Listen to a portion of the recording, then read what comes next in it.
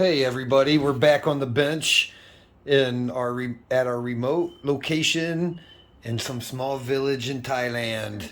So Arcade Laboratories, it's me Keith, coming at you with Pacman number 7.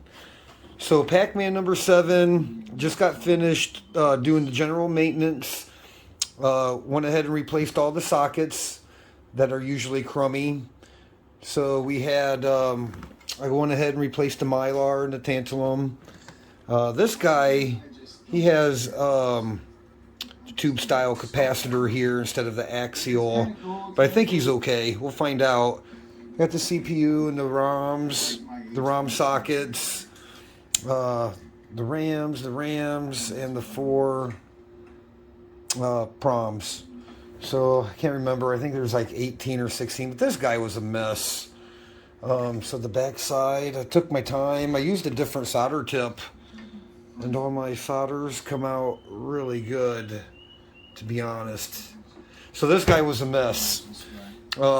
This was the repair list. He had a ton of lifted pads and missing traces, and I honestly don't think I damaged it when I desoldered the stuff. But that was the list. Broken traces, and it was a Pacman. So there's 4 cut traces I had to repair right off the bat, plus a whole list of pads and stuff lifted that I repaired. But the good thing is, I fixed all that stuff, and you can't even tell I was there.